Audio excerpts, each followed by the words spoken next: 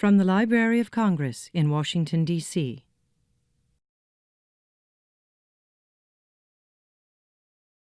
So Patrick is technically, we talked yesterday, is technically a local because he was born at Fort Belvoir in Virginia.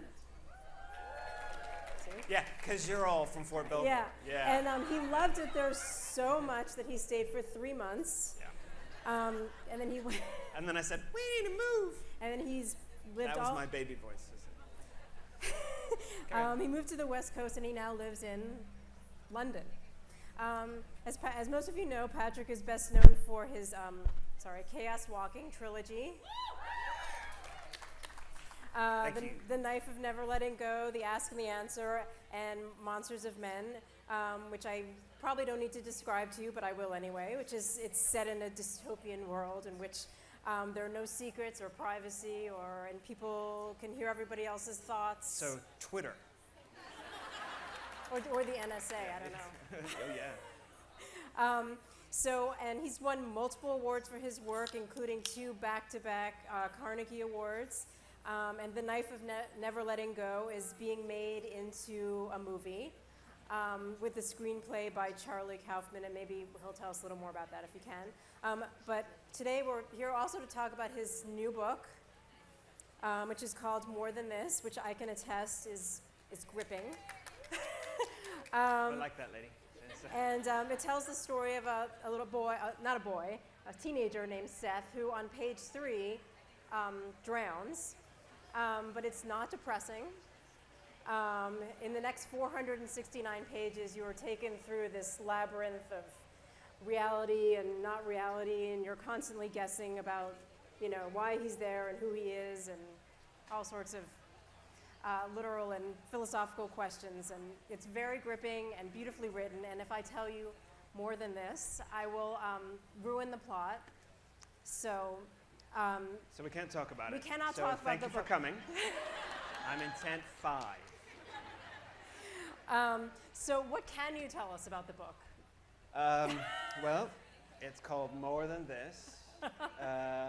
It started because I wanted to write a book. I really always wanted to write a book where you woke up and the world was empty, that there was nobody else around, just because that sounds like paradise. Except for him in this book. I'm sorry that would involve all of your deaths. But, anyway.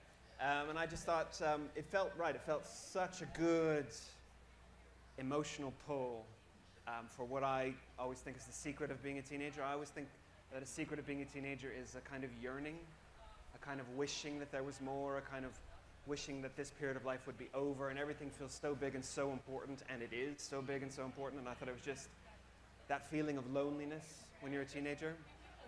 And it's a very loud poet in over there. Bless them, they never make any money. And so I thought this would be good to put a teenager in this position, and where do you start and how would you feel? And I don't feel like a real emotional pull to me. It seems there are some details in the book that are somewhat autobiographical, maybe, some of the locations and other details. And so how much of yourself is in this book? Oh, well, that's, I never write straight autobiography in fiction. I hope this never happens to you. Obviously, you're alive, so. Oh, yeah, that's true. I haven't drowned. And someone's happy about it. Very upset about the drowning. It's okay. It's all right. Are there any writers here? Anybody want to be a writer? Anybody? Is there anybody here under the age of 18? Yeah, good. There's a few of you. Good, excellent. Does anybody want to be a writer? I saw you 2 hands up there. Yeah. Oh, good. Yes, I see you all. Hello, I see you. I do, yeah. I don't know. I never write autobiography because I always think the point of fiction is that you can make stuff up, and you can make. If a book is a world made of words, and it can be absolutely anything. So why not just reach and try and make a whole different world? And having said that, the answer to the question is the book about me? Well, all of my books are about me in a way, because right. I always think that if what I care about and what I feel and what I'm worried about and what matters to me isn't in a book, then no reader's ever going to want to read it. And it's I don't know, I think they it's really... really... They would just need to come here and meet you. Say again? They would just need to come here and meet you. Well, no, I think it's more than that, actually, because I think I always get asked a lot about Like, I get asked about Manchi a lot, and people say, did you get upset about that? Or did I get upset when I was writing A Monster Calls? And I always say, well, of course. I mean, of course I did. Because if I am not feeling this, then, I mean, how arrogant of me to assume that you will. And how arrogant of me to assume that I can just write anything and you will feel something at my request. I have to feel it, otherwise it's not truthful. So you write about some pretty dark themes like death and losing your privacy and not having secrets. And I mean, why are you drawn to such dark subjects, and how do you? Well, I don't know. I mean, have you ever read anything that teenagers write themselves? I mean, I've judged writing contests for young writers, and I'm trying to give this audience a view. So, hi everyone. Hello, front row. Hello. The dog is very upset about Manchi. That's what it is. And I always think what teenagers write is way darker and way bleaker and way, I don't know. I did a contest. I judged a contest where they were children writing about child soldiers in Africa, and that was just a ray of sunshine, let me tell you. But I think that's fine. That's absolutely fine. That's the kind of stuff that I wrote about. That's the kind of stuff I was interested in talking about, because it's about finding what matters and finding what extremes you can go to and what they feel like and how you feel about them. And so because I get the question a lot is, shouldn't books for teenagers be hopeful? Shouldn't books for teenagers have kind of lessons? And I think no. I think they should be truthful, and that's it. I think a book for a teenager should tell the truth. Because if I can tell the truth about what's dark, then when I tell what is also the truth about what's good and what's hopeful and about friendship and about love, then I am believed because I haven't lied about what's difficult. So no, I mean, I always think that if you don't write about dark stuff for teenagers, I mean, not all the time, obviously, because life isn't all dark. But I mean, if you don't, I think you're kind of abandoning a teenager to face it by themselves.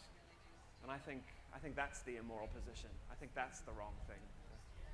And earlier in your career, you wrote for adults, and I'm just wondering what made you make the switch? Like, why do you think what's very important to you about writing for this age group? It's all about story. It was all about, I was wanting to write a story about, I'd written an adult novel, and I'd written an adult short story collection, and I got an idea for a story, and it was about a world where you could hear what everyone else was thinking. And I worked on the voice for a long time, what the narrator would sound like, and it just sort of said, this is for teenagers. And I just thought, great. Truly, I just thought, great, fantastic. The teenagers are a great audience. You can take more risks with the teenage audience. You can go farther. So yeah, I think it's just what the story needs. Because I mean, I still do write for adults. I have a plug alert. I have an adult novel coming out in January. I was leading on Penguin called The Crane Wife. But I will absolutely always write YA. I reserve the right to write whatever I like. As well, you should. In your little blurb, you say that you write like 1,000 words a day. Is that how do you do that? Even if it's just in an hour, how do you do that? Tell us a little bit about your writing process. This is a good thing for the writers out there, like those writers who are talking to each other now and not paying attention to me. Oh yeah. This is a really important thing. If you want to be a writer, particularly if you're young and you want to be a writer, nobody can tell you how to write. They can only tell you how they write. And there's a big difference. I can tell you how I write, but some of it might work for you, some of it might not. That doesn't mean you're doing it wrong. I know myself. I know that I work better to goal than to time. So I have a goal for the day. And it'll be 1,000 words, or it'll be 1,500 words. Or if I'm rewriting, it'll be rewrite this chapter and this chapter. And then when I'm done, I'm done. And that works for me. And how much of it do you keep? Do you just sort of just say whatever it is? Well, I don't know. My first drafts are always quite long, and I cut way back. I mean, I cut probably about 30,000 words out of that. It's still 400. But that's another hint if you're a writer. It's like nobody ever sees my first drafts, because that way, if I know that nobody's going to see them, I can make mistakes. I can try pathways that may not work. I can get a great idea sort of 5 pages from the end and have to go back and pretend I meant it all along. And yeah, that happens all the time. But if I know that nobody's going to read it, I can just be free, and I know that it's private, and I know that nobody's going to laugh or question me. But that's how I work. If you feel like you need to show people your stuff, then show it to them. As long as you finish a book, you've done it right. But that's the key, isn't it? That's key in it, that anybody can start a book, but only writers finish. There you go. Aha, write that one down. Let's see. What else? What are you working on now? Gosh, God, it's just flying by, isn't it? It's funny because they asked me to be part of the festival. I thought, fantastic. I haven't been to Washington D.C. since I was a fetus, and I thought, and the pictures they're all just sort of pink and warm, and I thought, great, fantastic. And they said, what format do you want? I said, I would love an interview format because I feel so comfortable with an interview format. So they arranged Nora, and that's great, and she did all this work, and then, also, it's only half an hour. Like, crap.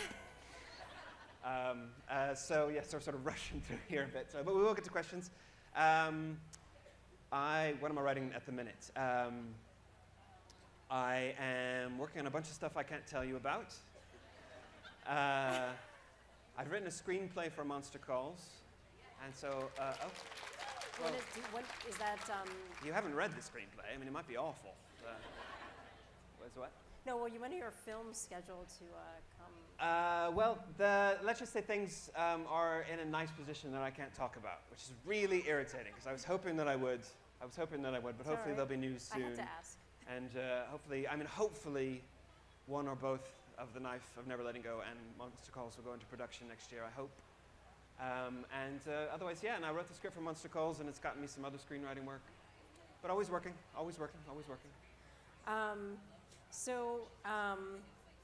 Is there going to be a fourth Chaos Walking book? Or Did you hear that? Trilogy is there going to be a fourth but Chaos Walking book? is there going to be another one? No.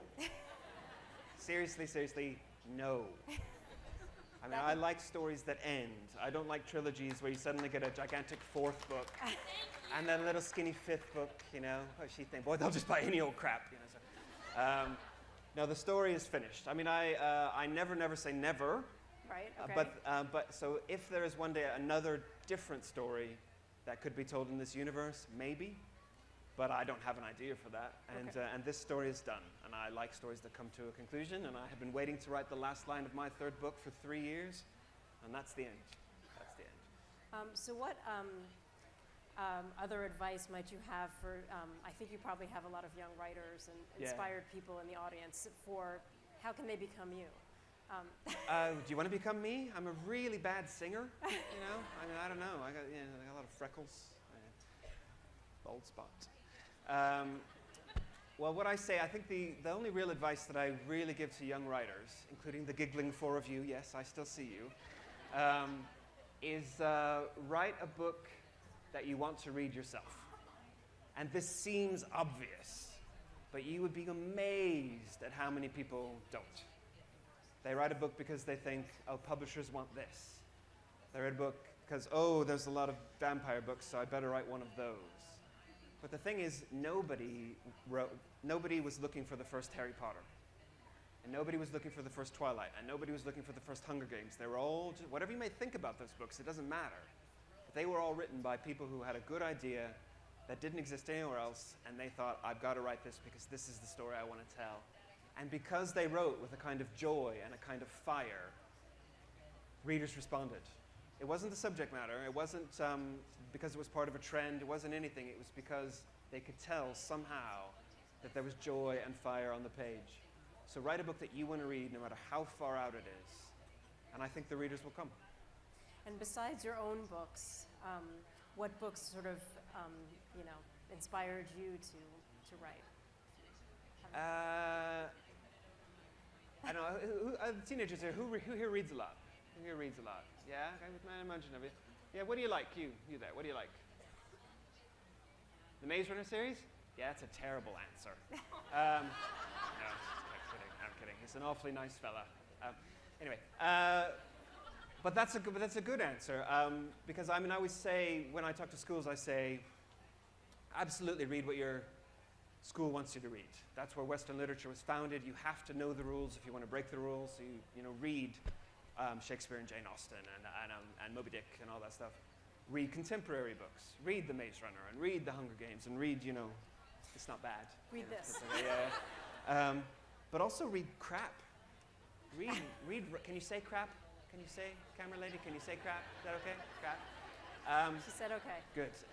So read crap, read trash, read stuff that your parents might not want you to read. I mean, how else are you going to find out who you are and what you like and what you can write? I mean, I read really inappropriately when I was a teenager, because there was also this sort of vast wasteland of, you sort of went from Judy Blume to Stephen King and there was nothing else. So I mean, I read all kinds of eye-watering. You even know who Harold Robbins is? Yeah. It's very educational. Yeah. But yeah, otherwise, read everything. Read omnivorously. Otherwise, you'll never know who you are. So, I think it's time for questions, Yeah, actually. I why think, don't gosh, you? that just Yes, whipped please. by. So I think we're going to You go to all- questions now, and I think you got to line up at these, which is always weird for me because it feels like I'm a city council member and you're going to yell at me for the dog poop or something. So, and I think I'm going to get up to the podium. Is that okay? Yeah, I'm going to get up to the podium. And so. I'm going to get out of Yeah. So, good.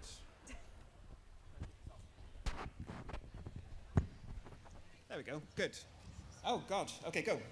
Hi, I had a question about Monster Calls. Uh-huh. So it's a really interesting book and how you combine the images and the words together, and I'm curious how that process is going to be different from the screenplay and making that into a movie. Well, both of them are collaborative, which writing usually is not, and that's why I like writing. That's why I like the job, because you don't have a boss, anybody telling you to do. This is actually worse, isn't it? I do exist. Yeah. But I wrote the stuff in the book, and then I turn it over, and then the process begins, and we discuss. And I don't win every argument, but I do win some arguments. And eventually, those things that Jim Kay drew were things that I could never have come up with in a million years. And so I'm okay with that. I was so amazed at the stuff he did. So I don't know. I'll try to keep my voice loud and helpful, and hope for the best. Cool. Thank you.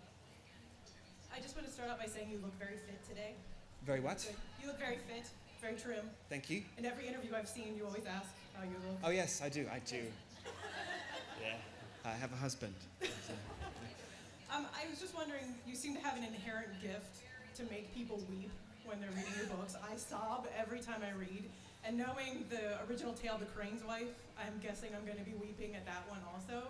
Mm-hmm. Is that something that you have in mind? I mean, do you like taking people on the emotional journey, or is it just what ends up coming out? I don't actually think about what I do to some poor reader at all. Because I just think, what story do I want to tell, and where do I want to go, and what feels right, and I ask the story questions, and I wonder where it's going to go. And The Crane Wife, I hope, is quite funny. I think it is. I mean, you might cry. You seem like you cry easily. But I don't know. It's a real thing about a genuine feeling, and I'm really after that. And I think it's a rule: if you're writing a comedy and you're not laughing, it's not funny. It really, really isn't. And so it's the same thing. If I'm writing this and I'm not feeling something, it's wrong, and I've got to start over. So I don't know. It's just I think you. I got 10 minutes. Time lady says. So yeah. So that's I don't try. But why read a book if it's not going to make you feel something? In your Chaos Walking series, you had a very strong and defined voice. What was the process that you went through to kind of make that so original? Do you write yourself? Yes. Have you ever tried writing in a voice? Yeah. It's a good writing exercise, actually. It's a good writing exercise to try that if you've written a scene, then to try to write the same scene in a completely different voice, like your grandfather or something. How would your grandfather describe the same thing you just described? It's a good exercise. And for that, I wanted to write a book in vernacular, so with the spellings different and how they sound and so on. But the rule that you find out when you write in vernacular is that it's way more fun to write than it ever is to read. It's such a chore to read. So I just kept making it simpler and simpler and simpler until, I don't know, it's a magical thing. Like, he's not there, and then one day, there he is. You just keep trying, and then it just sort of emerges. So but practice at it. It can be really good fun, and real surprises too. So. There's a lot of you. I'm trying to get through this quickly. Hello. Hi. How do you go back and write about like teenage years? I mean, I know that you did the whole teenage thing with the people who are about soldiers and stuff. But how do you sit there and like try to reach into like your inner child again? How old are you? 16. See, it's weird about adults that they all seem to forget what your teenage years were like. I mean, I think that's sort of a forced amnesia. But I mean, it's still there. I mean, I remember my teenage years really clearly. They were really important to me, and I think we all do. You're just pretending that you don't. But they were really important, and I remember those feelings, and they were. I don't know. I guess I just remember, and I think we all remember. But I'm not afraid to look at how unpleasant it often was, but also how fun it often is. So I mean, I think it's just. I don't know. Keep remembering. Do you write? Yes. Yeah. Just keep remembering. Keep a diary. Actually, diaries are a good idea because you can look back and you can laugh at yourself, but also understand how you felt that day and how true and real it was. So yeah, that's what I do. Yeah. Hello. Hi, huge, enormous fan. I push your books to my students all the time. Thank you very much. That makes it sound like drugs. It's fine. I know, right? It's fine. It's fine. I'm a pusher. So my question for you is, young adult literature right now is enormous, and it has experienced this huge boom, especially in the last 10 years. How do you feel like being a part of this enormous kind of revolution in publishing for children and young adults? Because you're a huge part of it. I think so anyway. I know, it's a funny old thing. I totally see what you mean, and it's really great. And I mean, I know a lot of great writers, and there are a lot of really terrific books. But I still think of writing as really private. Okay. And okay, all right. Yeah. Well, no, I mean, when I write, I still have to sort of set aside an audience expectation. Okay. You know, because if I'm writing for you, then I'm not writing for me, and I have no chance of making it any good. I have to write for the teenage me, is what I always say. And but it's great. It's fantastic. Children's teenage literature is terrific at the minute. It's just varied, full of different genres, full of crap. Crap, camera lady, crap. But that's good. That's a sign of breadth, is what it is. And so I think that's all right. But there's some serious quality in it. There's an English writer, if you've not heard of him, it's called Mal Peet, whose books you should absolutely read. He's phenomenally good. You should look him up. But that's excellent. I like that. So yeah, I mean, it's cool. Okay. But most of the time I just feel really lucky. So yeah. Good timing and all. Yeah. Best. Thank you very much. Thank you. Hi. So one of my favorite elements of the Chaos Walking trilogy was the noise of the animals, and I wasn't really expecting it. So I get how maybe you can develop the noise of human beings, but what informed your process about creating the voices for these groups of animals? Oh, just what makes me laugh. Genuinely, it's just what makes me laugh. Because I mean, I said this in schools a lot. Like, who here has a dog? Anybody have a dog? You are shy people. You have more dogs than anyone. I've seen dogs here. I think dogs are awesome. Dogs are fantastic animals. But when I was writing the books, I had a cat. And my cat was just silent as a stone, except when he was going to the litter box, when he was in the litter box, and when he was leaving the litter box. So if he's trying to talk to me, what's he saying? You know? Meow, meow, meow. I'm going to have a poo. I am currently, as I speak, having a poo. My poo. Meow, meow, meow, meow, meow. And I think dogs would be worse. I think dogs are only interested in 3 things, and that's food, sex, and poo. And I think that's all a dog would talk about. And how much they love you. And that's the great thing about a dog, and how excited they are that you've come back into the room 2 minutes after you left it. And that's just funny to me. And I thought I wanted to write a dog who sounded like what I think a dog would actually talk like, rather than a little human being. And I had the idea before Up. Thank you very much. But I think Up is funny. I think Up is brilliant. It gets it exactly right. And I just thought, I want this dog to talk this way, but I also want him to be a character. And I want him to grow, and I want him to go somewhere. So it's just a great challenge, really. Just a great challenge. So, I don't know, it just made me laugh. Like the sheep, and all the sheep ever say is sheep. That's funny to me. That's funny to say. It's just making myself laugh, really. So yeah, cool, thank you. Hello. Hi. I'm a really big fan of Chaos Walking, and I was just wondering, Viola is such a strong female character, and she's one of my favorite heroines of all time. Thank you. And I was wondering, as a male writer, did you use something to channel her strength, or did you use a person in real life for that, or? Well, this is an interesting question, because I very, very much appreciate the comment, and I thank you very, very much for it. But if I see another book where the heroine is described as feisty, I will eat my own hair. I just wanted Viola to be like the girls that I know personally. And I wanted her to be just equally as brave and equally as foolish and make equal mistakes and equal good choices as the boy character. I wanted them to be equals because that's the teenagers that I know. They're not simply one thing or another. And so for me, it wasn't about making her strong, it was about making her true. And it was, my nieces are complicated people. They're 17 and 16 at the minute. And they're more than just the brainy girl who does something in a book. That really made me annoyed. And I thought, I just want her to be real. And real was the absolute number one criteria.